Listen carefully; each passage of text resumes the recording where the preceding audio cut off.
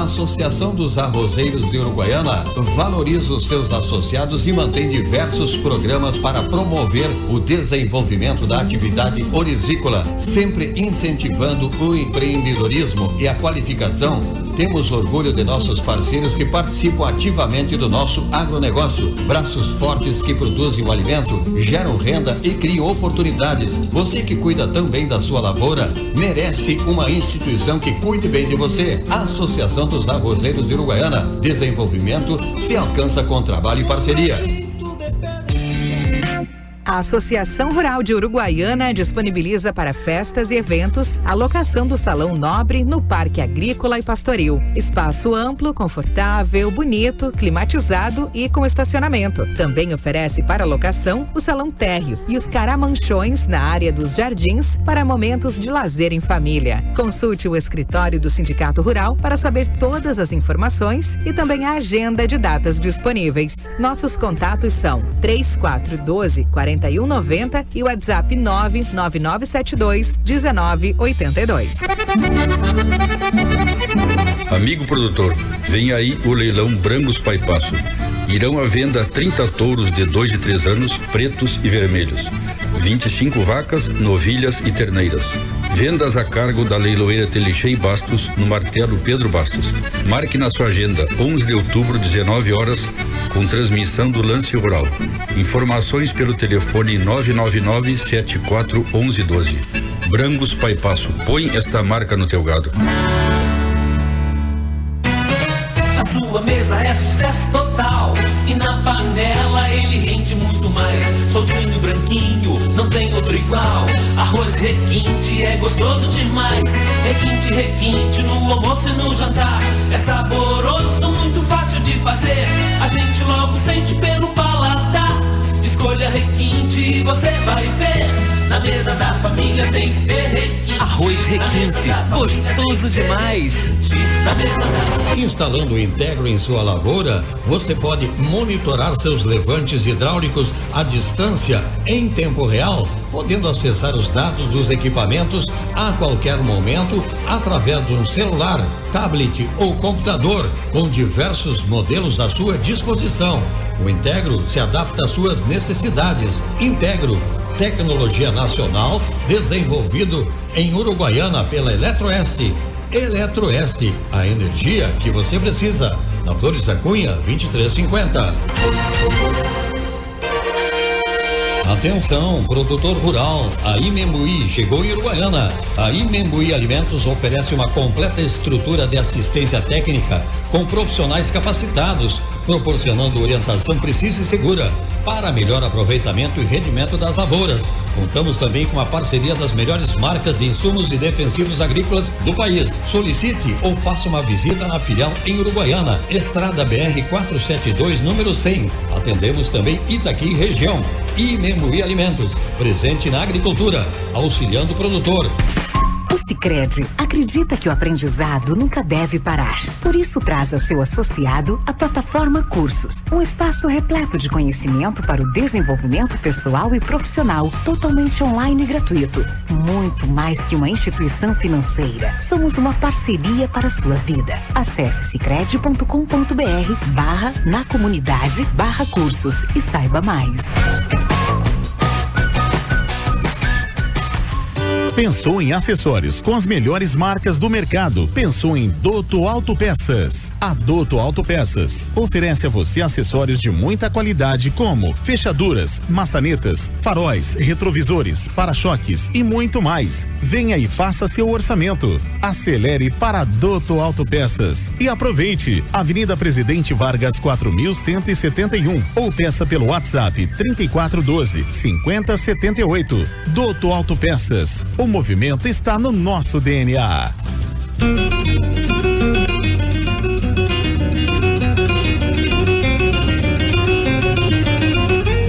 Está começando aqui na Charrua, no canal 95.1, Charrua Rural, com a apresentação de Bernardo Fagundes. Um oferecimento da Associação Rural de Uruguaiana, Sicredi, Associação dos Arrozeiros de Uruguaiana e Barra do Quaraí, Arroz Requinte, Agrocomercial, Estância Nova Aurora e Membuí Uruguaiana, Eletroeste.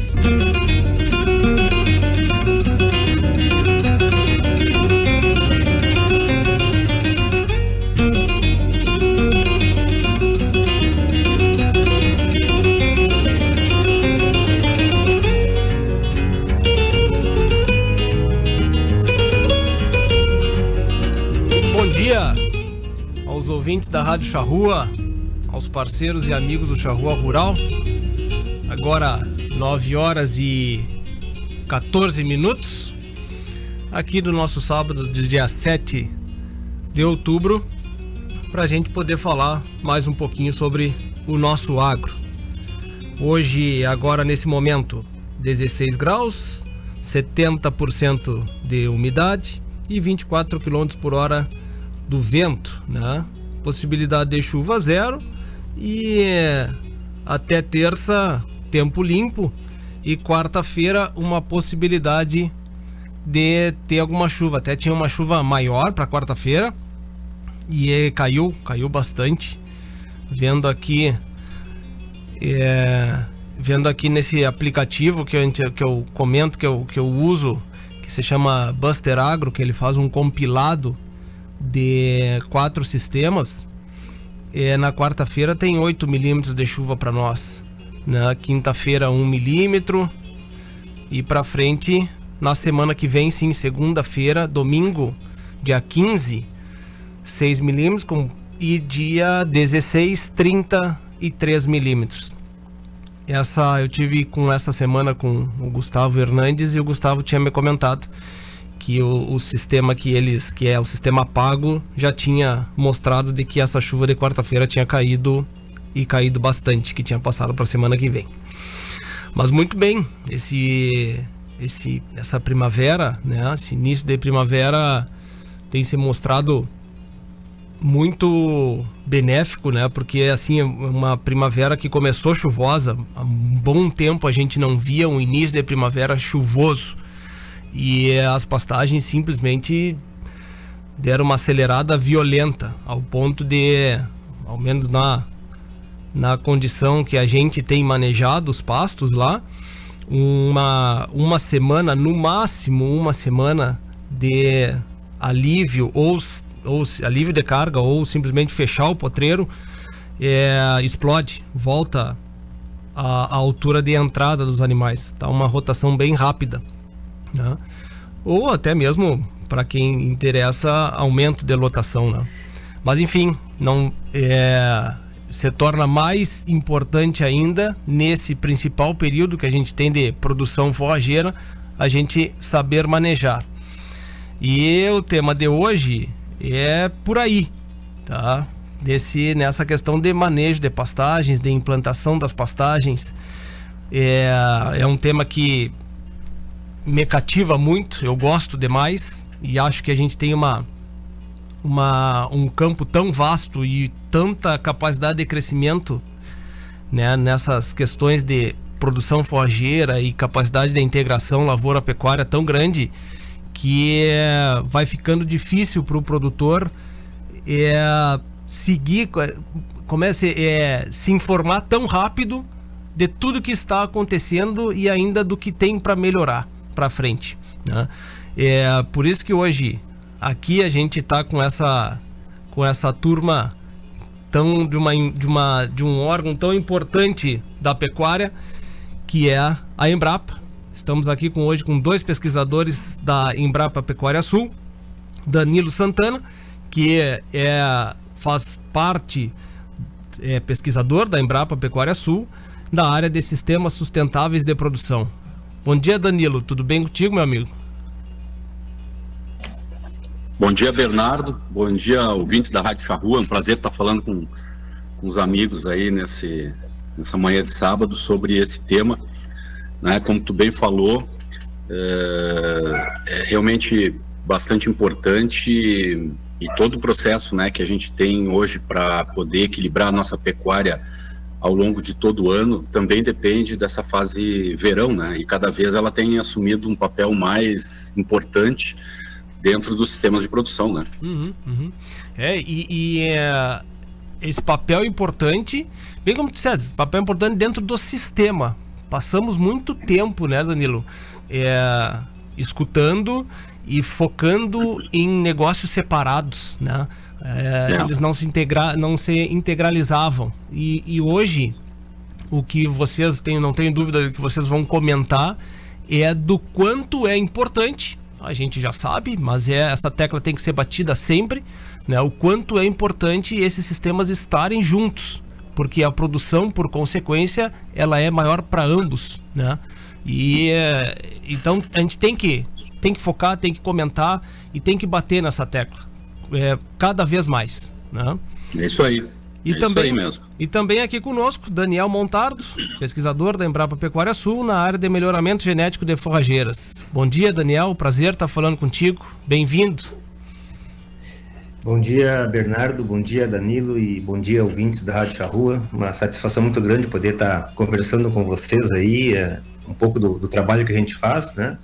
A minha área é mais a parte de melhoramento genético, seleção de materiais superiores, né? De desenvolvimento de cultivares, né? Mas eu tenho uma parceria muito forte aí com o Danilo e com outros colegas, né? Que é no sentido de a gente, além de desenvolver a cultivar, procurar dar o melhor uso para ela dentro dos sistemas de produção, né? Então, assim, ao mesmo tempo, fazer ajustes de manejo nessas cultivares que permita que ela expresse seu potencial produtivo e contribua nos sistemas de produção, e ao mesmo tempo procurar por lacunas nesses sistemas de produção que orientem, né, a seleção de novos materiais. Então, assim, a parceria é bastante grande que nós temos, e temos, acredito que, avançado em alguns temas bem importantes aí. Então vai ser uma satisfação muito grande poder estar dividindo esse espaço aí com o Danilo e compartilhando um pouco desse trabalho aí com todos os ouvintes da Rádio Charrua. Perfeito. Bem-vindo, como bem te disse, bem-vindo. Danilo, eu começo contigo. Eu sempre pensei, né, e no momento de conversa com a turma, já há um tempinho, turma de produtores, e a gente vai indo de campo a campo e vamos conhecendo como as outras pessoas produzem. Sempre se teve uma conversa de que o sistema de produção, para tu evoluir no sistema de produção, tem muitas coisas que são a cereja do bolo, né? Como a irrigação é a cereja do bolo, né? Como o melhoramento genético das plantas, eu também acreditava de que era para um segundo momento, enquanto produtor, certo? Enquanto produtor era para um segundo momento. Tem coisas simples, baratas de se utilizar, ou até mesmo sem custo nenhum, né? Pelo simples manejo, de se fazer antes de tu entrar com todas essas ferramentas que no mercado você tem, né? Mas eu tô enxergando de que cada vez mais eles podem estar associados. Tu pode acelerar mais o teu processo, mais rapidamente, óbvio, acelerar ele e entrar com essas tecnologias mais rápidas. E por que eu acho isso? Porque cada vez mais nós temos pessoas capacitadas que estão se informando e estão indo mais a campo para que essas tecnologias sejam difundidas e utilizadas, né? O que antes era um pouco mais difícil, né? Que não é que não tivesse, mas era um pouco mais difícil. Tu vê, ou até mesmo da turma investir em consultoria, investir em assessoria para que isso acontecesse, né? Bom, tu tem andado muito a campo, tem visto muita coisa, e eu acredito que a turma esteja exatamente indo nesse caminho que eu comentei. Qual é a tua opinião sobre isso? Esse é um fator extremamente importante, Bernardo. E realmente a assistência técnica qualificada é muito importante para a gente poder avançar nesses processos, né? Todos que a gente vai conversar hoje. E hoje nós temos, né, um trabalho muito forte também junto com uma rede de técnicos, e uma das linhas de trabalho é justamente que a gente tem lá na Embrapa, no sentido de capacitar técnicos para realmente poder fazer esse trabalho, ajudar o produtor a construir esses sistemas e a implementar essa tecnologia toda. Isso é de extrema importância, né? A Embrapa então produz conhecimento, não tem essa função exatamente, né? Mas a interação junto com os técnicos de campo é fundamental para dar amplitude a tudo isso. Aí em Uruguaiana, por exemplo, a gente tem uma parceria muito forte com a Vetagro, né? Junto com, tu falou do Gustavo Hernandes, do Ramiro Toledo, o Cássio, o Leandro, toda a turma lá da Vetagro, que fazem um excelente trabalho junto de algumas propriedades, né, como a Granja Guará, a Três Figueiras, né, junto com o pessoal lá, para implementar então essas tecnologias todas nas fazendas, e mediada então por esses técnicos, né, a gente consegue validar, mostrar, inclusive fazer algum nível de pesquisa junto, direto, dentro dos sistemas de produção. Isso ajuda muito na velocidade com que essas questões avançam. Tu falou uma coisa no início da tua fala, que eu particularmente tenho uma opinião bem alinhada com o que tu disse, que as coisas vão evoluindo, né? A tecnologia vem avançando, tem muita coisa já feita, tem muita coisa por fazer, sendo feita, né? E vamos dizer assim, às vezes a gente pensar na cereja do bolo, não, mas isso é só para depois. Tem essas coisas andam meio juntas, na verdade. Eu vou dar um exemplo do que eu estou falando. Por exemplo, uma das questões fundamentais dentro da pecuária, a pasto, é o ajuste de carga, né? Isso ainda tem muito erro de trabalho, muito aprendizado a ser feito de como a gente deve fazer ajuste de carga. E algumas linhas, vamos dizer assim, às vezes pensam assim, não, eu só vou investir num processo de fertilização, de melhoramento de campo, de uma pastagem mais intensiva, ou mesmo num processo irrigado, inclusive, depois que eu começar a aprender bem a manejar essas coisas mais simples. Eu penso que essas coisas são meio juntas, assim, acontece como tu bem falou. Inclusive, são indutores desse aprendizado básico que é fundamental, é claro. Eu não estou aqui menosprezando o ajuste de carga. O ajuste de carga é o chão de fábrica da pecuária a pasto, né? E aí tem um conhecimento vasto desenvolvido. Agora, quando a gente pega, que seja uma pequena área e investe nela, inclusive às vezes com irrigação, aquilo traz o foco de todo mundo do sistema para olhar aquele processo, e ali dentro também se aprende ajuste de carga, entendeu? Claro, a gente não coloca a carreta na frente dos bois, e cada caso é um caso, e né, a medida dessas coisas tem que ser customizada para cada propriedade. Aí entra o papel, né, de uma assistência técnica qualificada ajudando o produtor a fazer isso. Mas a intensificação dessas pastagens, vamos falar assim, e do planejamento do sistema, com o conhecimento que a gente tem, ele deve ser feito e tem que ser feito muito rápido. Afinal, a lavoura está aí, ela avança muito rápido, né? A pecuária também pode ser assim. É uma questão de postura e de atitude, de se decidir. Eu vou implementar, que seja começando então pequenininho, e dali daquelas pequenas experiências a gente vai ampliando e modificando os sistemas. Então é fundamental esse processo, e a assistência técnica qualificada aí mediando tudo isso junto com o produtor. Eu vejo da mesma forma, como tu bem comentaste, a gente tá muito alinhado nisso aí, né? E até um pouquinho tempo atrás, né, Danilo, a gente teve um evento em comum de um amigo nosso, do casamento do amigo nosso, sentamos na mesa, eu, tu, o Ricardo, o Agen e as nossas esposas, e o papo foi praticamente só pecuária, saímos dali com a pecuária já resolvida, né? Metade dos problemas pelo menos estavam resolvidos. A gente conversa muito sobre isso, né? E é um caminho sem volta. E por que eu acho um caminho sem volta? Eu passei muito tempo conversando com muita gente e vendo modelos de negócio onde se via o que vai ser mais rentável, o que vai ser mais importante para a empresa. Não, eu quero acelerar o processo, então vamos pensar no confinamento, vamos pensar numa silagem, vamos para esse lado. E todas essas questões de intensificação muito grande, como um confinamento, ela para mim já está muito claro isso, ela é só uma ferramenta dentro do processo, tá? Qualquer coisa que venha antes disso aí, ela vai ser mais barato. Ela é o top de linha, é fazer um milho, né? A Fórmula 1, vamos dizer assim, da silagem e tal.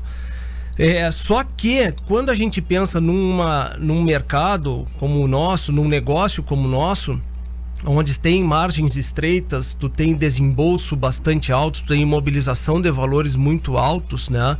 Tu tem que pensar numa produção mais em conta. E tu não vai fugir dessa produção que tu tem alta capacidade de produção, mas com um custo baixo, se tu não vai fugir das forrageiras. Não tem como. Pensando do início do manejo do campo nativo, depois da primavera, por terceiro do verão, que é um pasto mais caro, né? E aí depois as outras ferramentas que venham a agregar algum momento da produção, né? Então, o quanto é importante a gente estratificar onde nós estamos enquanto produtor, né? Onde eu consigo me inserir para produzir bem, produzir melhor, produzir mais barato, né? Ser mais produtivo, por consequência, nem sempre, mas visando por consequência ser mais rentável, que é o grande objetivo, porque é um negócio, né?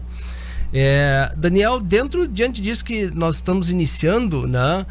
O melhoramento genético das sementes, das forrageiras, ele tem um papel importante dentro desse momento, né, de produção, mas tem muita coisa, tem muita forrageira, tem muita coisa que a gente escuta de que em determinados momentos foi muita moda, né?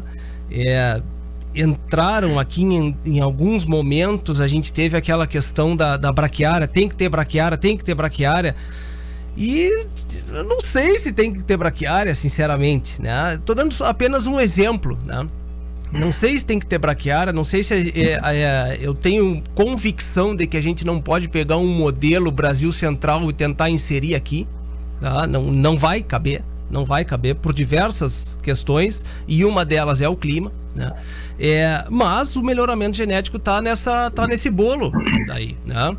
Como que tu vê a visão dos produtores buscando essas sementes melhores, ou como que tu vê ainda?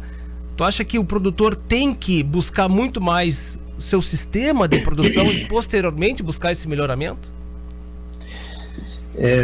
Eu acho que o que eu penso está bem alinhado com o que está sendo dito, né? Porque assim, que a gente vê, né, dentro dessa minha área de formação, né? Normalmente o melhorista, ele seleciona o material e depois, né, seja uma empresa pública ou uma privada principalmente, coloca e depois tem que vender aquele material, e aquela cultivar é a cultivar que vai resolver todos os problemas, né? A cultivar milagrosa, que eu digo, né?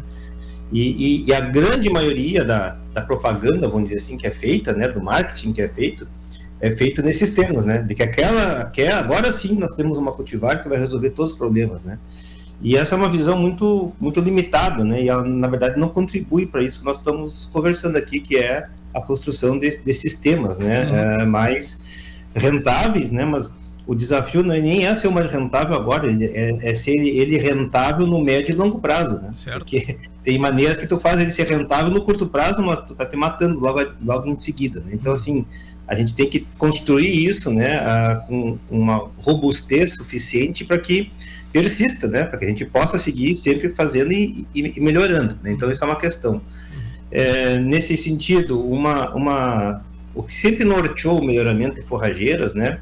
É aquele negócio de adaptação a ambientes, né? Produtividade, então assim, mas isso depois que a gente vai pegando um pouco mais de experiência, a gente vê que isso é uma parte da coisa, né? Porque quando a gente está pensando no sistema, a gente não precisa ter uma forrageira que resolva todos os problemas, né? A gente pode trabalhar com um conjunto de forrageiras, né? E através desse conjunto a gente resolve os problemas. É que nem eu digo, né? Por exemplo, um exemplo que é muito clássico nisso aí. Você tinha, né, vários materiais de soja, cultivares de soja, e de repente surgiu a oportunidade / necessidade de se cultivar soja nas áreas baixas, né, nas várzeas. Então todo mundo que trabalha com soja teve que selecionar soja para área baixa, né? Mas em forrageira a gente não tem essa questão, porque o objetivo da forrageira é permitir um bom ganho animal. Então, assim, nós temos um conjunto de espécies que é consumida, e algumas são adaptadas a áreas mais secas e outras a áreas mais úmidas. Então a gente não precisa procurar, por exemplo, uma alfafa tolerante a solo úmido para trabalhar em várzea. Vamos trabalhar na várzea com trevo branco, com trevo persa, com todas as outras alternativas que a gente tem, né? Então isso muda um pouco a maneira como a gente faz o investimento no programa de melhoramento. Quer dizer, não precisamos ter um programa de melhoramento daquele mais clássico que tem inúmeras fontes de variabilidade, que te faça transgenia e biotecnologia, né? A gente não precisa necessariamente disso. A gente precisa trabalhar com um conjunto de espécies e apostar na complementariedade entre elas. Então, esse é um ponto que para mim é muito importante. E quando a gente está pensando no sistema, a gente tem que pensar em como que essas forrageiras depois vão ser utilizadas no sistema, né? E normalmente o que a gente observa é o pessoal trabalhando na seleção de cultivares isoladas, né? Então, assim, é como tu disseste, é a braquiária. Sim, mas e a braquiária, tu vai misturar ela com o quê? E no inverno tu vai usar essa área como, né? Então, por exemplo, né, agora nós estamos discutindo com os colegas do trabalho que faz o pessoal que faz o melhoramento genético de pânico, né, que é o pessoal que tem toda a base tecnológica, né, de coletas, de diversificação da variabilidade genética dentro das espécies, lá na Embrapa Gado de Corte, na Embrapa lá de Campo Grande, né? Mas nós estamos discutindo para desenvolver materiais mais adaptados aqui para o sul. Aí sempre me falam assim, mas tem que ser então muito tolerante a frio. Eu falei, tá, essa é uma característica, né? A outra característica é que tem que ser um material que tenha um porte mais baixo um pouco e que permita a gente, no inverno, utilizar com outras coisas. Porque ninguém vai ficar com uma área 3, 4 meses parada, essa área. Hoje não cabe mais isso no nosso sistema de produção. Então, assim, a gente tem que abrir mão daquele negócio. Claro que se nós selecionarmos uma cultivar de pânico para porte mais baixo, provavelmente ela vai ter uma produtividade menor de matéria seca. Então a gente vai ter que abrir mão da produtividade para poder consorciar ela, né, com outros materiais. Então essas são é o tipo de questão que hoje está colocado, né, que a gente não, por isso que não cabe mais assim, e muito, né, acredito que muito da desilusão com a questão da genética veio das famosas plantas milagrosas, que é aquela cultivar, que é resolver tudo e tudo mais. Então a gente tem que ter, felizmente isso está mudando, né? O produtor já percebeu que não existe milagre, né? E a gente está nesse esforço junto aí com os colegas aí que fazem essa parte mais de consultoria, que estão mais no dia a dia do campo, né? De avaliar a combinação dessas cultivares, né? E assim a gente poder dar uma resposta mais robusta aí para os sistemas de produção, né? E depois tem uma outra questão que a gente pode comentar um pouco mais adiante, para não monopolizar agora o tema, né? Que é a questão da ligação, do vínculo da genética com a qualidade de sementes, que são coisas muito importantes, né? E que muitas vezes, quando a gente trabalha com uma genética definida, a gente acaba, mesmo que indiretamente, né, trabalhando com uma qualidade de sementes melhor. E isso tem muito reflexo importante no sistema de produção, porque cada vez mais nós estamos trabalhando em sistemas mais complexos, né, onde nós temos janelas curtas, né, para as coisas acontecerem. Então a gente não pode mais semear uma pastagem e ficar esperando 3 meses que ela se estabeleça, né? Ela tem que estar, o boi tem que entrar em 20 dias, né? Então, e isso não se faz se a gente não tem semente boa, né? Então a gente pode comentar isso um pouco mais adiante do nosso papo. Não, eu acho que é importante, a gente pode entrar agora nesse momento, porque vai ao encontro depois na linha que eu pensei pra gente conversar hoje. Uma das questões que eu vejo hoje que está acontecendo muito são os mix forrageiros, né? Com ótimos resultados aqui na nossa região, mesmo onde tem um pouco de paradigmas talvez grandes para serem quebrados por causa do tipo de solo, não vai desenvolver, não vai produzir assim, e o que a gente tem visto não, é pelo contrário, tá andando e tá andando muito bem, né? E tem uma questão produtiva disso aí na produção, que até o gado fica bem seletivo dentro do mix forrageiro. Tem coisas que os animais não comem, né? E o produtor, com quem a gente conversa, assim, o produtor fica, pois mas aquilo lá não come, eu não sei se eu vou fazer. Bom, mas faz parte esse mix faz parte de um sistema de produção, porque tu não tá focando exatamente no animal naquela condição. Tu tá botando o animal dentro do sistema para que ele se integralize ao que tu vai fazer mais tarde, né? Então tem coisas que ele pode não comer e não tem problema, que vai continuar produzindo, mas está com benefício para o solo, para um segundo momento, e por consequência mais longevo, né, no correr dos anos, que vai trazer esses resultados, né? Vocês têm feito pesquisas, Daniel, desses melhoramentos, dessas forrageiras, desse mix forrageiro que são mais adaptáveis ao nosso meio ambiente aqui, correto? A gente tem, isso é uma parte do trabalho, né? Eu acho que tu falaste uma coisa que é muito importante, né? Que a gente na verdade, a gente não trabalha para ter pastagem bonita, uniforme, tudo bonitinho. A gente trabalha para ter uma pastagem produtiva e que cumpra várias funções. Entre elas isso, manter aquele solo produtivo, né, para outras culturas subsequentes, né, trazer essa longevidade produtiva. Então tem isso que é verdade.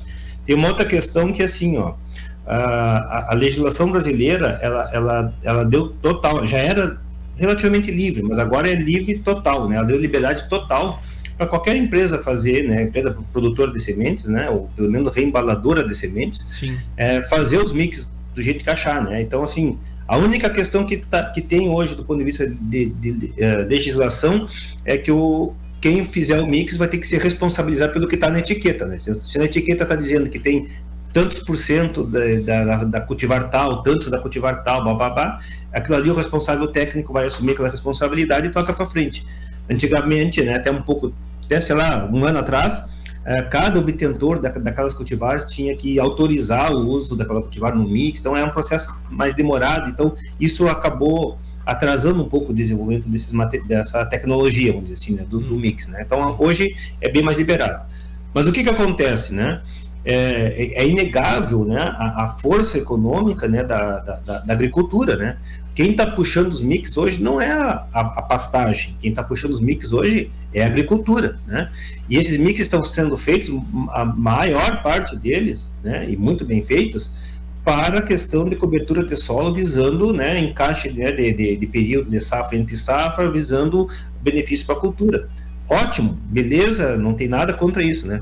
O que eu quero dizer é que ainda a gente tem, eu pelo menos tenho pouco conhecimento, né, de mix que tenham sido feitos com uma avaliação mais a longo prazo, né, de como é que se comporta a questão focado na pastagem. Embora mesmo focando na pastagem, a gente possa ter na composição do mix plantas que desempenhem essas outras funções, né? Então, mas a grande maioria dos mix hoje, né, os mais famosos, mais comuns, as empresas elas têm um negócio delas, né, focado na cobertura para a lavoura, e a gente está usando isso para a pecuária. Enquanto, né, militante aí da pecuária, da questão do bom uso de forrageiras, eu vejo isso não como problema, eu vejo isso como um grande incentivo, né, porque vai acabar disseminando, né, essa compreensão do uso dos mix, né, e a gente vai, como muitas, né, que nem aquela história, quase toda planta, se não toda, né, eu não quero ser leviano, quero dizer que toda, mas quase toda planta forrageira tem uma boa função de cobertura, né, o contrário não é necessariamente verdadeiro, né? Nós temos algumas plantas de cobertura que não tem uma boa função forrageira, né? Mas como toda forrageira tem essa função de cobertura, vai se incorporar e vai se solidificar ainda mais, consolidar mais toda a indústria de sementes de forrageiras, porque elas vão precisar fornecer a semente para esses mix, né? E isso vai trazer um benefício, porque nós vamos melhorar muito em qualidade de semente, oferta de semente de qualidade no mercado, uma gama maior, né, de cultivares, e aí eu não estou falando só das cultivares da Embrapa, né, para a gente poder trabalhar. E a gente trabalha o mix compradinho, bonitinho, mas a gente trabalha, né, a gente tem condições de fazer uma pastagem mixada, necessariamente, né, sem a necessidade de plantar junto. A gente pode plantar em diferentes momentos, é um trabalho que provavelmente o Danilo vai comentar depois, então que traz os mesmos conceitos, né, da diversidade de plantas, diversidade de pastos, né, ao longo do tempo, suprindo aquela função de produtividade da pastagem, mas trazendo consigo outras funções de melhoria da estrutura do solo, né, de longevidade produtiva para aquele sistema como um todo. Então, assim, ainda está em desenvolvimento, eu diria, com foco em forrageiras, né, a questão dos mix, né, mas eu tenho muita perspectiva, porque, inclusive, é a maneira, para mim, eu enxergo o mix como a maneira que a gente vai conseguir mais facilmente incorporar leguminosas nessas pastagens. Porque o produtor, né, tem um pouco de receio de usar, como é que usa e tal. À medida que a gente conseguir formar mix, que aquela semente daquela leguminosa já chegue tratada no mix, né, que a gente dê mais condições dela se estabelecer, a gente acredita que mais produtores irão incorporar leguminosas nas suas pastagens, e isso tem um reflexo muito importante aí para a pecuária como um todo. Danilo, tu não achas que a condição de o plantio sem dessecação, tá? Eu estou falando de dessecante mesmo, vai deixar por terra, tá? Sem ser seletivo, tá? Sem dessecação, ele não, de uma forma mais barata, ele não vai construindo um ambiente de um mix? Porque o que eu penso, tá? É de que no momento que a gente está focando num plantio sem dessecação, a gente está focando de que a gente mantenha o que está já no campo, né? E no processo natural do melhoramento, seja ele da fertilidade, seja ele da abertura de luz para o campo, ele consiga se apresentar, o campo nativo, um campo melhorado, ele consiga se apresentar. O que antes a gente tinha uma condição de que não acontecia isso, né? Porque a gente era como regra tu transportar o que era feito na lavoura, do tipo, desseco 20 dias antes de plantar, 20 dias o campo tá lá parado esperando que morra para depois tu plantar, mais 30 dias para nascer, 50 dias dos 365 já se foram pro saco do ano, né? E por consequência do manejo de uma tecnologia nova, né, de que planta sem dessecar, baixa para que dê luz para a semente vir, aduba para que ela tenha condição de arrancar mais rápido do que a planta que já está instalada ali, por consequência vai aumentando a capacidade forrageira, um melhoramento forrageiro daquela área. Tu não acha que é uma forma mais barata da gente chegar também nesse ponto? Sim, mas eu diria assim, necessariamente mais barato no todo, sim. Né? Mas não significa, às vezes, só num primeiro momento desembolsar menos, porque depende de que ponto a gente está partindo também, né, para dizer se é mais barato ou não. Perfeito. Vamos dizer assim, é um caminho que a gente tem trabalhado bastante, né, que a gente vem chamando dentro do processo que a gente denominou pasto sobre pasto ou plantas sobre plantas, onde é um conjunto de princípios que são traduzidos em várias práticas, né, de manejo, a gente aplica em função do contexto de cada lugar, né? Entre eles está o que a gente chama de plantio no verde, que às vezes pode ser plantado, seja uma lavoura ou seja uma pastagem cultivada, sem a dessecação, ou pelo menos dessecando e plantando, né? Como isso já é feito aí em Uruguaiana, junto com, mesmo numa lavoura de arroz, junto com o pessoal da Vetagro, o Ramiro e o Gustavo. Aliás, me permito fazer um agradecimento à Vetagro, ao Ramiro, ao Gustavo, ao Nonó e à Vitória e à família da Guará toda, a Três Figueiras, pelo apoio que a gente tem justamente para desenvolver essas coisas dentro das propriedades rurais, fazendo isso avançar, essa tecnologia. Então aqui fica em público o agradecimento que a gente tem pela Embrapa, pela parceria que a gente tem, não só aí, mas em outras regiões também. O Federarroz tem dado muito apoio também nesse sentido, e os sindicatos rurais. Bueno, então assim, o plantio nessa linha que tu falou, sem dessecar, ele vai no sentido de uma das aplicações desse processo pasto sobre pasto, que a gente vem chamando de recuperação de campo. Certo. A gente pode usar isso, e é uma técnica eficiente para a gente avançar em recompor campos que eventualmente estavam com lavoura, talvez com algum grau de controle de anone, enfim. Mas a questão da dessecação, ela passa muito mais nesses processos em função das condições que a gente tem, por exemplo, da presença ou não de invasoras que eu necessito controlar, né? Isso é importante também observar, mas não tendo esse problema é uma coisa que a gente tem feito já bastante, né? E inclusive permitindo, então, a gente ter, no caso de pastagens, pastos de mais longa utilização.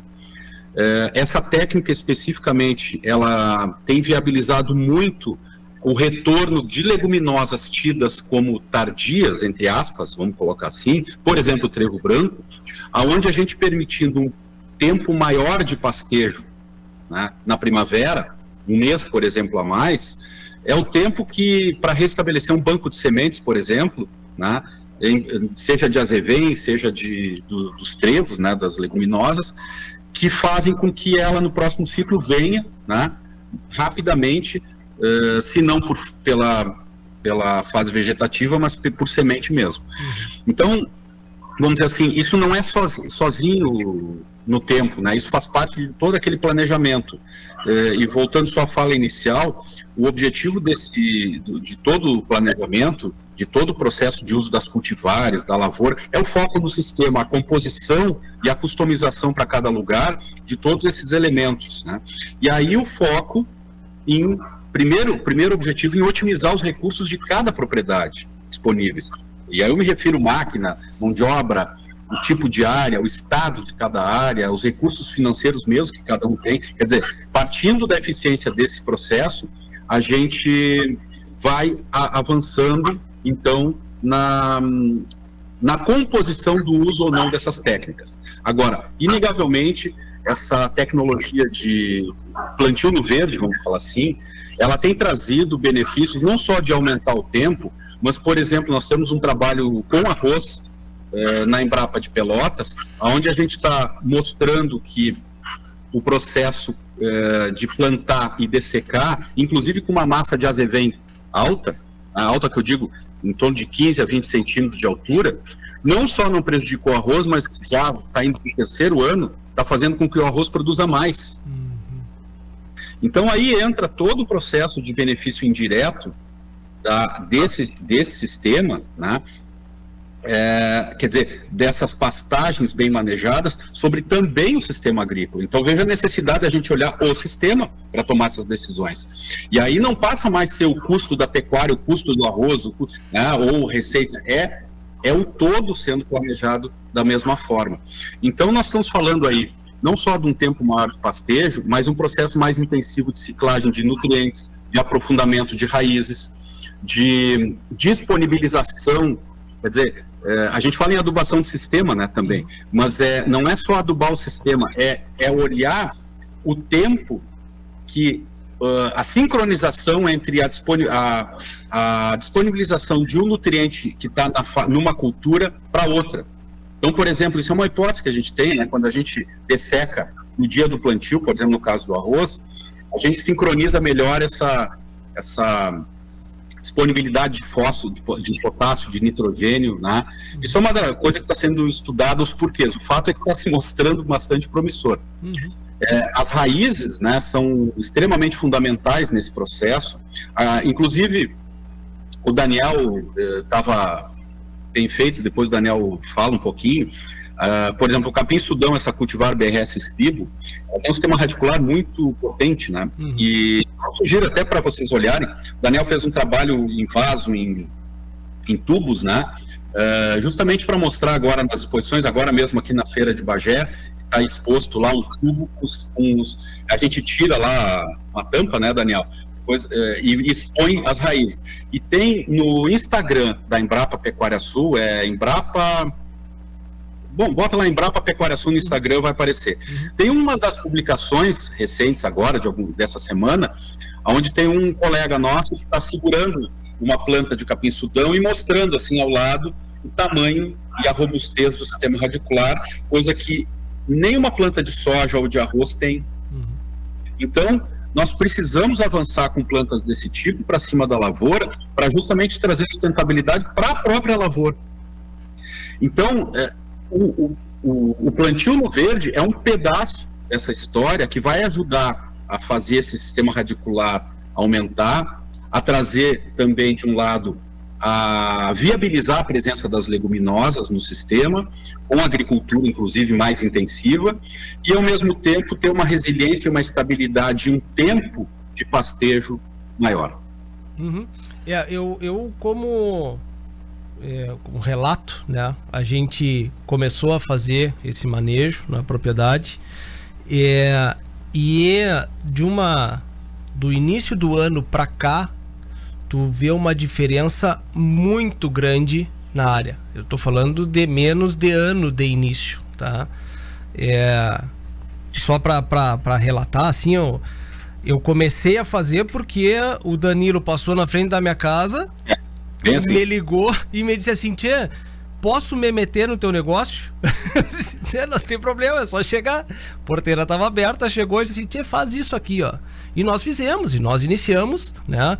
Acreditei no que o Danilo me falou e iniciamos. Bom, nesse tempo a gente teve um aumento de produtividade na área, porque realmente a gente não deixou de utilizar em nenhum momento a área. Tá? A área nunca teve vazia, inclusive após o plantio, tá? das forrageiras.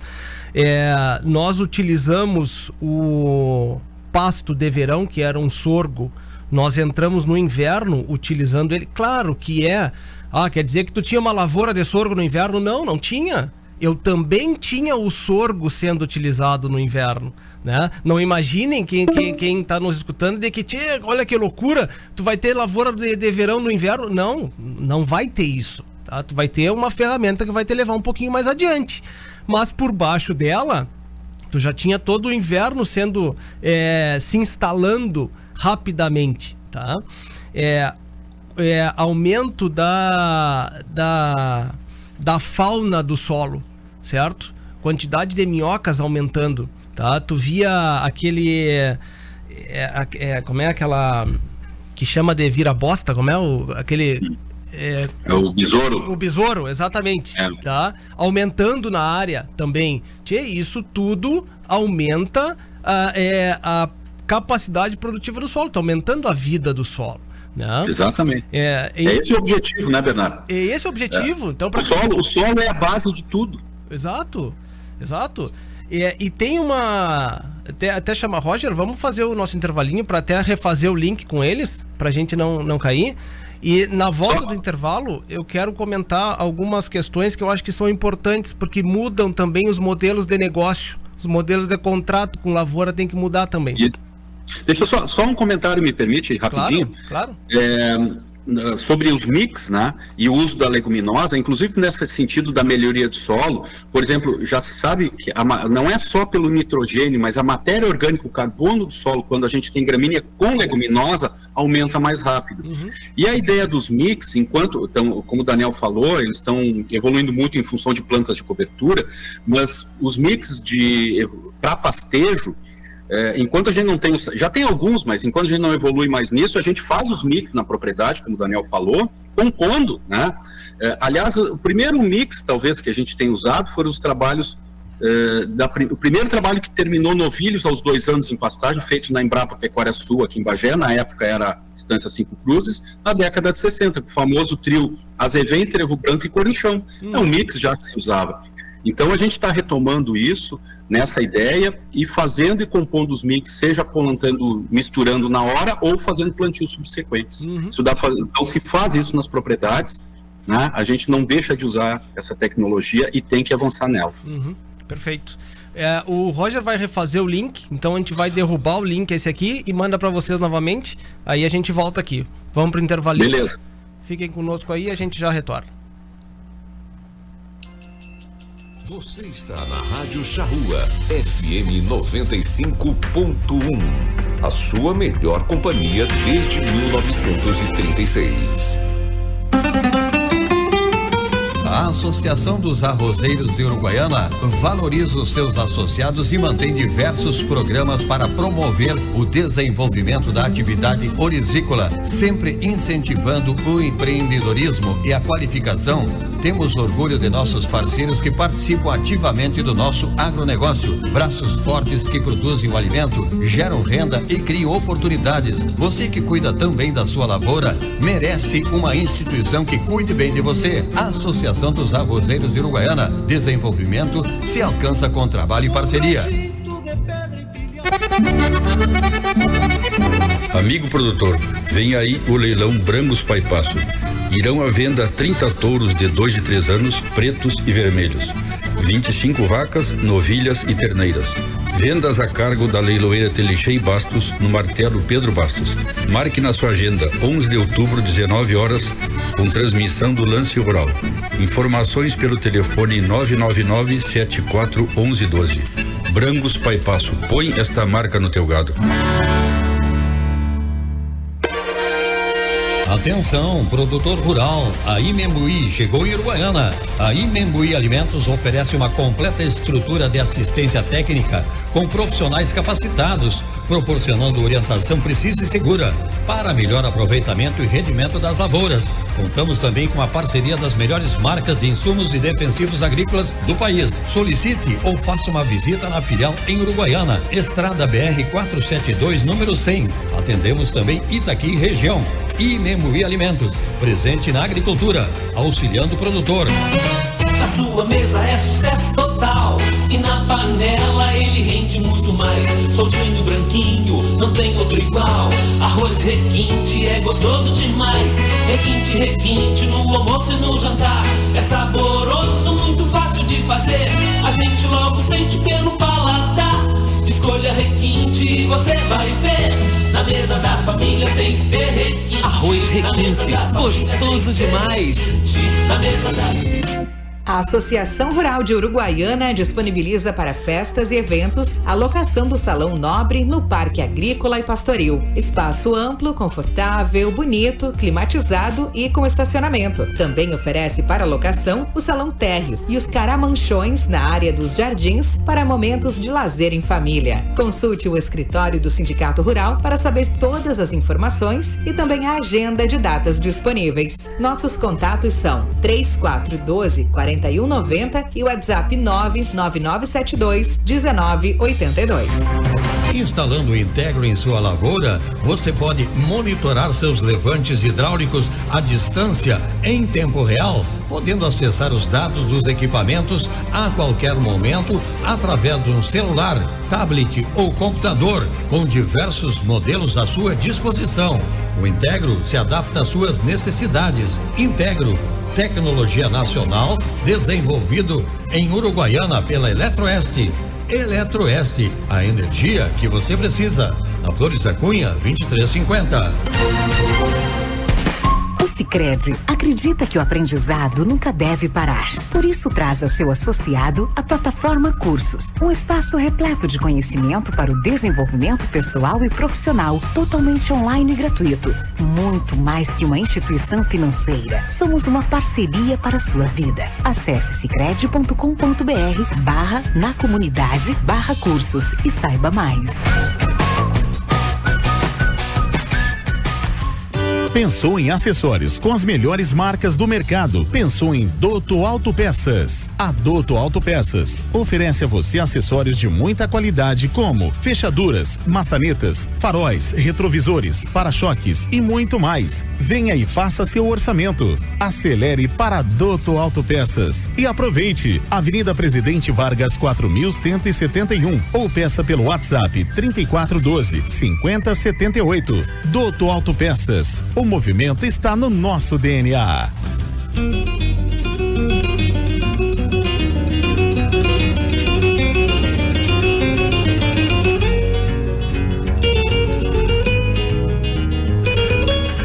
Muito bem, voltamos aqui com o nosso programa do Charrua Rural. Hoje aqui com Danilo Santana e Daniel Montardo, ambos pesquisadores da Embrapa Pecuária Sul. O Daniel Santana especializado na área de sistemas sustentáveis de produção, e o Daniel Montardo na área de melhoramento genético de forrageiras, né? Antes da gente continuar, nos manda mensagem aqui o Pedro Prado, da Virtual Remates, dizendo que o programa está excelente. E para constar, boi em pé indo para Santa Catarina semana que vem. Eu perguntei para ele por que estava indo, né? E ele me comentou de que tá parando as cargas do Centro-Oeste e já teve reflexo no preço. Tava a 6 e hoje já tem preço a 7,50, certo? Então é a nossa pecuária reagindo, e ainda bem que estamos passando por isso, né? Porque por esse melhoramento de preço, porque tava complicado, né? Roger, dá uma olhadinha. Tá funcionando bem o Face aí? Tá? Dá uma olhadinha aí, que o Pedro comentou que tinha caído a transmissão aqui no... Não? Tá normal. O Pedro, que a internet dele que tá... A internet dele tá complicada. Tá 100%. Mas muito bem. Antes da gente entrar pro intervalo, eu comentei, Danilo e Daniel, de que, inclusive, os contratos têm que ser revistos, não, mas tem que começar a pensar nessa condição também, porque no momento quem é que vai pagar o custo do melhoramento, né? Quem é que vai pagar?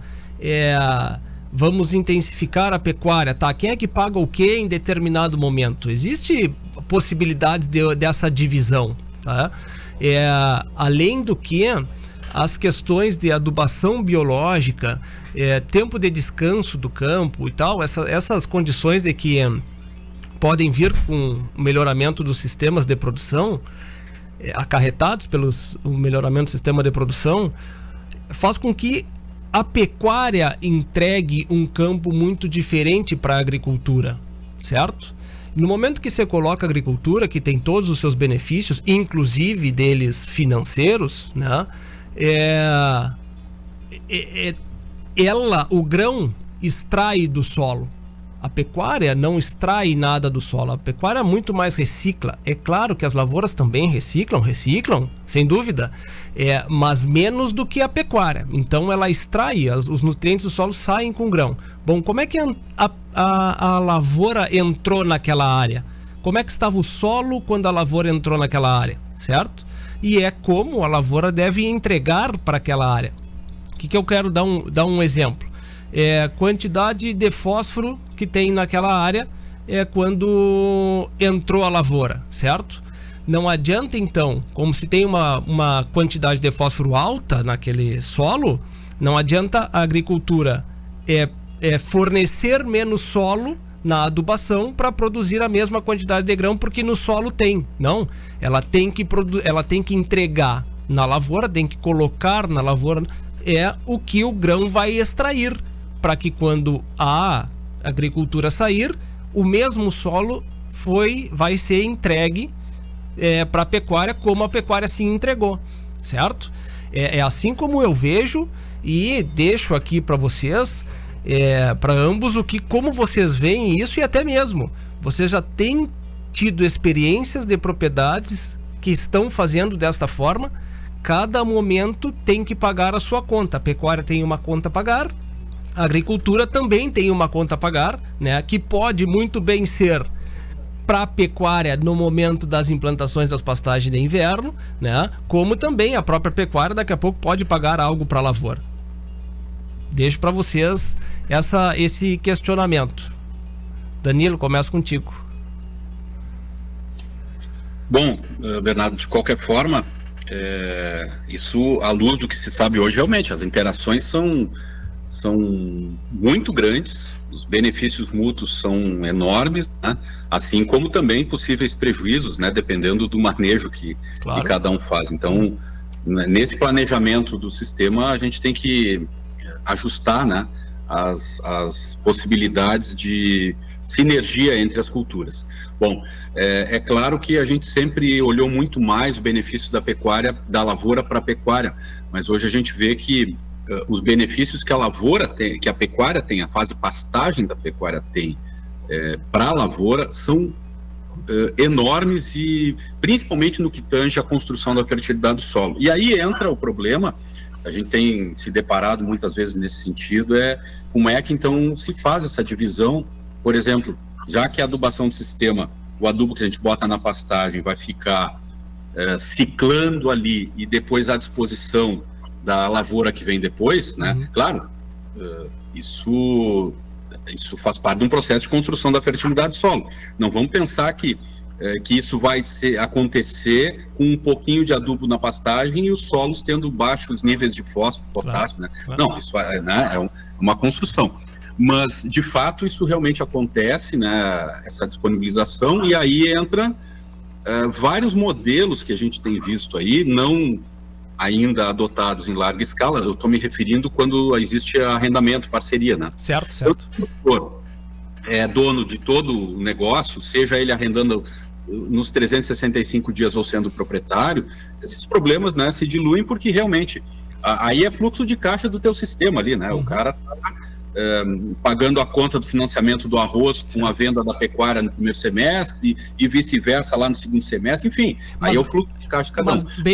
Bem como tu colocaste, é uma questão de fluxo de caixa, mas como de análise de negócio, ela tem que ser colocada sobre, aquela cifra tem que ser colocada sobre o sistema que foi utilizado.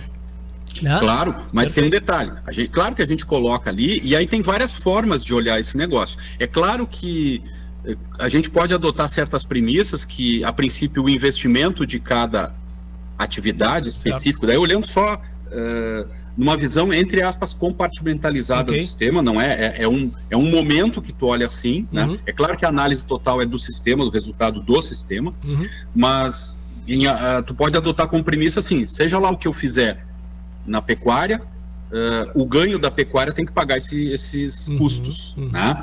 Eu posso adotar essa premissa, e tem como fazer isso, porque os ganhos que a gente... Aí entra uma coisa que a gente tem falado, que é assim, ó, a gente tem dividido os ganhos diretos da pecuária, falando especificamente da pecuária, e os ganhos indiretos, né? O ganho direto é essa produção, gastei X e ganhei 2X, um exemplo, né?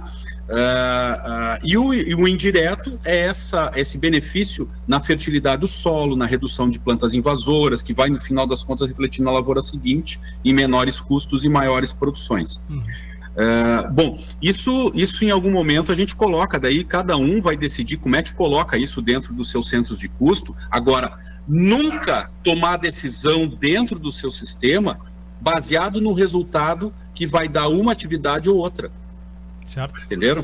É só uma questão para análises pontuais de coisas específicas dentro do sistema, mas não usar nunca isso para tomar uma decisão para mudar o sistema. Porque muitas vezes um lucro a mais que eu estou apurando, porque eu não consigo diferenciar muito os benefícios indiretos dentro desse processo. O direto é mais fácil, mas o indireto eu não consigo quantificar. Por mais que se consiga medir quanto de hora homem eu usei numa atividade, num potreiro, numa máquina, claro que tu vai melhorando isso, mas por mais que isso seja perfeito, é muito difícil separar. Então, como premissa, a decisão de alterar o sistema, ela se dá olhando um sistema inteiro funcionando numa determinada configuração, a gente planeja isso, faz uma simulação que eu chamo de cenário, contra o mesmo sistema, funcionando com outra configuração. E a gente vai planejando e simulando isso, é possível fazer esse tipo de coisa, e aí tomando decisão nesse sentido, porque às vezes o resultado a mais de produção numa cultura, por exemplo, como o arroz, é fruto de um sistema pastoril e de um fluxo de venda de gado que veio antes, né? Então eu não posso tomar uma decisão separada. Por exemplo, eu venho de uma região, por exemplo, na região do litoral norte, gaúcho, onde o preço do arroz tem uma diferença muito grande, né, pela qualidade. E muitas vezes, e o preço normalmente aí vale para toda a região, o segundo semestre sempre tem um preço de arroz um pouco maior que o primeiro semestre, né? Perfeito. Quer dizer, safra entre safra. E normalmente as fazendas mantêm o pagamento, seguram arroz, e lá tem muita armazenagem dentro da propriedade, um percentual muito elevado, então é fácil o produtor segurar o arroz para vender no segundo semestre, enquanto que o fluxo do gado vai mantendo as despesas, inclusive das despesas custeadas do arroz. Aí tu apura, às vezes, 3, 4, 5, 6 reais, como várias vezes se viu, a mais por saco de arroz, vendendo depois. E aí esse dinheiro vai computado, por exemplo, no fluxo lá na conta do arroz. Aí tu, o arroz deu bastante, mas isso só foi possível porque tinha o gado junto, né? Claro. Tô falando bem isso. Ou a produção a mais que o arroz teve por conta de uma fertilidade maior da fase pastagem, ou por conta de ter menos plantas invasoras, um exemplo. Por exemplo, o capim-sudão, em rotação com arroz, tecnologia dos anos 80, 90, desenvolvida na Embrapa Pecuária, na Embrapa Clima Temperado, em Pelotas, onde a rotação de sorgo forrageiro na época, ou capim-sudão hoje, junto com alguns herbicidas como a atrazina, reduzem arroz vermelho na área muito mais intensamente do que a soja, por exemplo. Vejam isso, né? Então, e aí, tu vai botar isso aí aonde? Na conta no fluxo de caixa. Então, só analisando o sistema para tomar essa decisão. Agora, a questão passa a ser mais crucial quando tem parcerias, né? Como é que o arrendador, o arrendatário e quem tem a terra e o gado, quem arrenda para a lavoura, como é que vai se organizar para dividir isso num processo de parceria? Bom, tem várias fórmulas e vários modelos, mas tem conhecimento para a gente ajeitar isso. Mas tem que avançar para não trancar o mais importante, que é justamente promover a eficiência do uso dos recursos na propriedade e promover a sinergia entre todos os componentes do sistema. Né? É aí que está o nosso tal sistema sustentável, resiliente e, inclusive, mais lucrativo. Perfeito. Daniel, quero te escutar em relação a isso também. A gente tem 10 minutinhos aqui ainda do nosso programa, mas eu quero te deixar também uma pergunta em relação a o melhoramento mesmo do próprio capim-sudão, de que é uma semente em conta, tá? É uma semente relativamente barata comparado a um sorgo, né? Um sorgo melhorado, metade do preço, até menos da metade do preço. E o que vocês estão fazendo, né, em relação a esse melhoramento? Também, sobre o tema anterior aí, eu só ia ressaltar ou destacar ainda mais o que o Danilo já comentou, que a gente tem métodos aí de analisar o que cada um dessas fases, né, do sistema de produção, a pecuária e a agricultura, produz, deixa e consome, né? Mas isso não é o mais lógico, né? O mais lógico é a gente pensar no sistema como um todo e construir a partir disso, né? Porque tu mesmo comentaste, né, Bernardo, assim, o que a gente sabe que a pecuária recicla bastante, exporta pouco, mas assim, vamos dimensionar isso, né? Por exemplo, numa pastagem de capim-sudão aí, que a gente produz aí 12 toneladas, 14 toneladas de matéria seca, isso é só da parte aérea, não estou nem falando de raiz. Disso aí sai 500, 600 quilos de carne, e o resto fica tudo ali na pastagem, né? Mais as raízes. Então, assim, não tem como dividir, na verdade, essa conta, né? O ideal seria talvez a gente pensar em modelos aí, tipo um contrato de arrendamento, fazer uma parte da área, um modelo de contrato e outra parte no outro para ver, né? Uma outra situação que está muito evidente cada vez mais é aquela questão da adubação desses sistemas, né? Vamos antecipar uma parte não precisa cada um pagar essa conta. Se a gente sabe que aquele fertilizante colocado na fase de pastagem vai ficar aí 80%, 90% dele disponível para a fase da agricultura depois, é só uma questão de antecipar, não precisa, não é que o agricultor está pagando a pastagem, ele está só pondo um pouco aquela adubação que vai ficar para ele.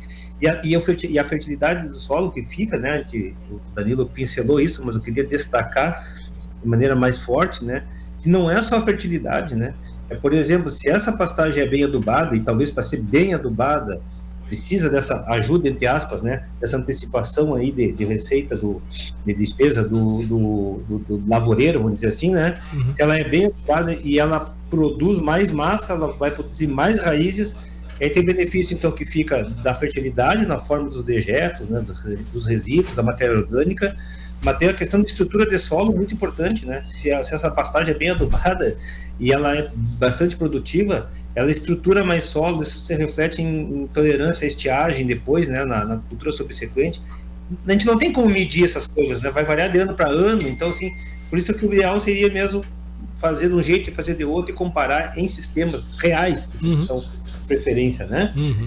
A questão que o Danilo pontuou também de herbicidas, né? A gente fazer uma pastagem bem feita, quando a gente já vai colocar a lavoura quase em cima da pastagem ali, sem ficar descoberto o solo, reduz muito a questão de invasoras.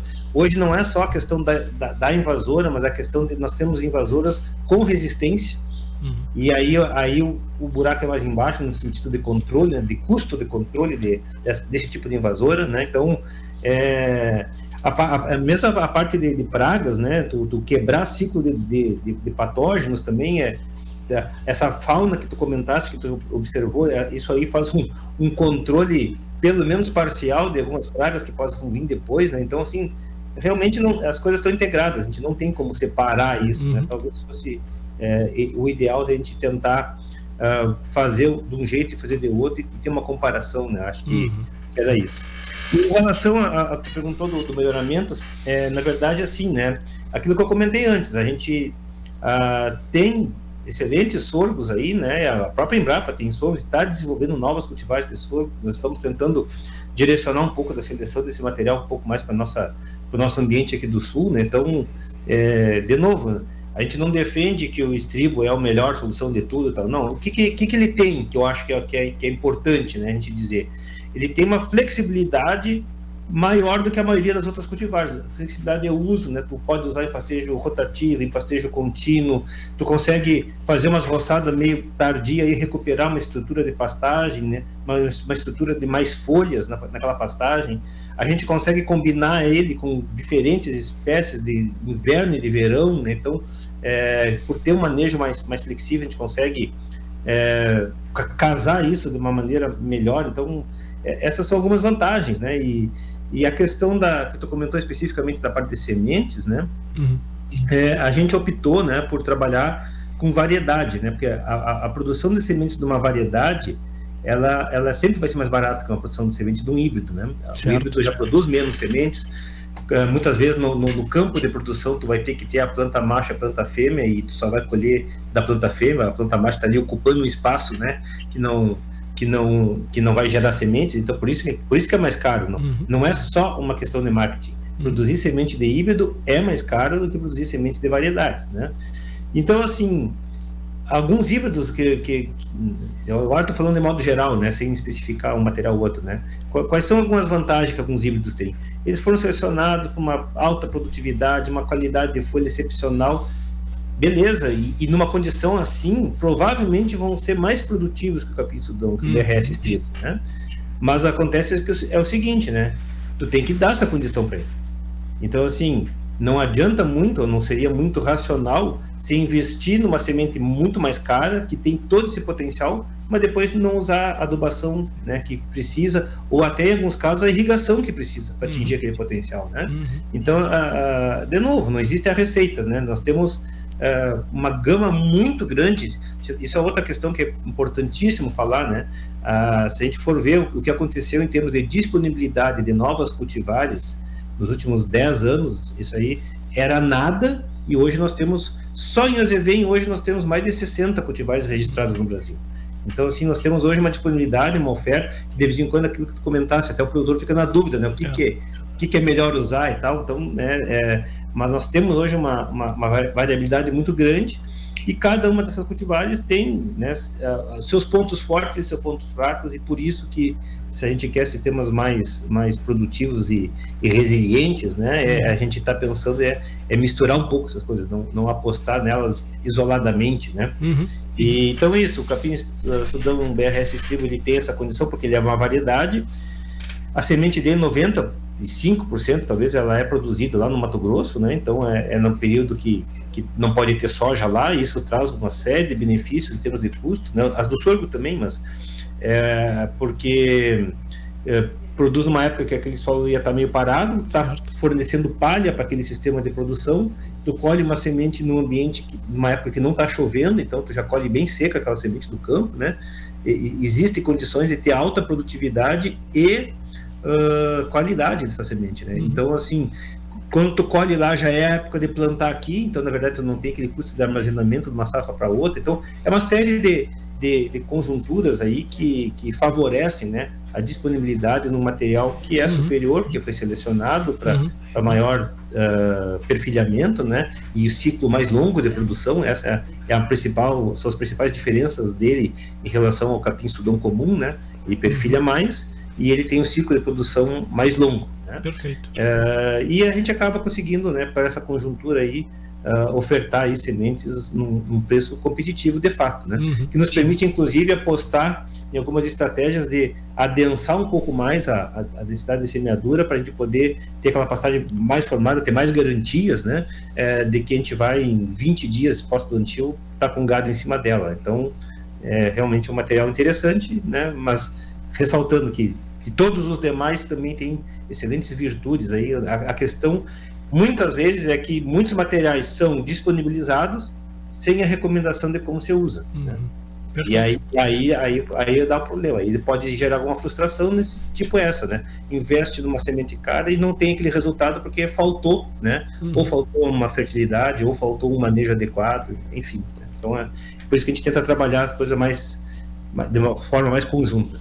Perfeito. Gente, a gente chegou ao fim do nosso programa. A vocês dois eu só tenho a agradecer a disponibilidade de poderem falar conosco aqui. O Danilo sabe bem, Daniel, que o microfone aqui está aberto no momento que quiser você fazer o uso dele. A gente é parceiro e principalmente eu fico muito feliz com a Embrapa, com o trabalho que vem sendo desenvolvido, que está sendo tão difundido, está sendo tão bem realizado, né, e trazendo realmente perspectivas novas e rentabilidade a mais para o campo, né? Obrigado Danilo, obrigado Daniel. A gente tem um minutinho ali para uma mensagem final, um agradecimento de vocês. Danilo.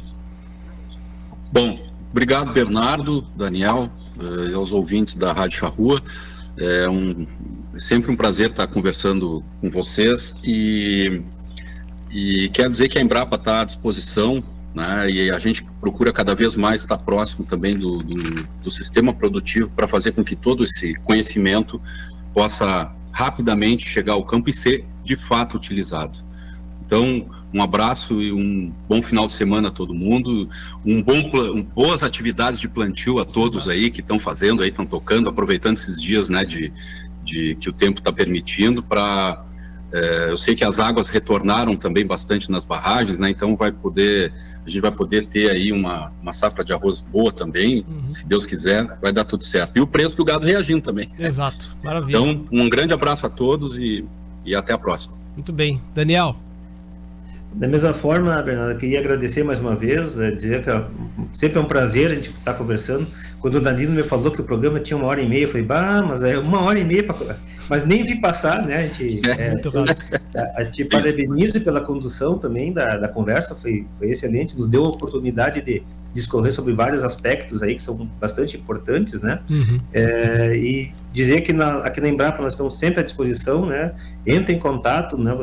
É fácil nos achar e a gente tem o maior prazer em poder estar fazendo esse contato e retornando as dúvidas, e dizer que dessa interação com os produtores a gente sempre muito mais aprende do que ensina, né? Então eu tenho isso muito forte comigo e por isso eu faço questão de, quando procurado, né, dar o melhor retorno possível e estamos à disposição.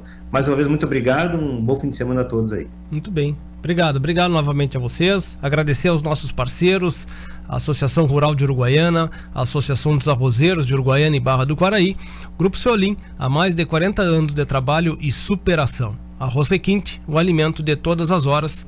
E Membuí Uruguaiana, contamos com a parceria das melhores marcas de insumos e defensivos agrícolas do país, localizada na BR-472, saída para Barra do Quaraí, e contato pelo telefone 55-99623-9936.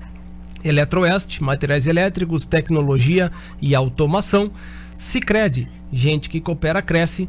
Estância Nova Aurora, Tradicional criatório das raças Hereford e Braford e ovinos ideal, produz animais com as mais modernas técnicas de reprodução, ganho genético, rigoroso programa de seleção, sanidade e bem-estar animal. A Nova Aurora informa seus clientes que comercializa touros Hereford e Braford diretamente na propriedade. Agende sua visita através do telefone 3412-4033, pelo celular 99607-1050 e ainda pelo e-mail cabanhanovaurora@uol.com.br. Meta Assessoria e Consultoria Rural, uma empresa especializada em gestão de propriedades rurais com sede em Uruguaiana e Santo Antônio das Missões. Contato pelo telefone 55999064614. Muito bem, muito obrigado a todos pela paciência e pela audiência. Parabéns e obrigado novamente ao Danilo e ao Daniel.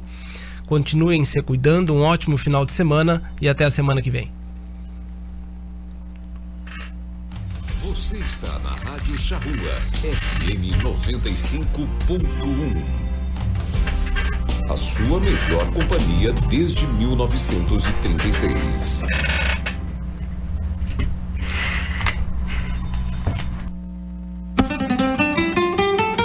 A Associação dos Arrozeiros de Uruguaiana valoriza os seus associados e mantém diversos programas para promover o desenvolvimento da atividade orizícola, sempre incentivando o empreendedorismo e a qualificação.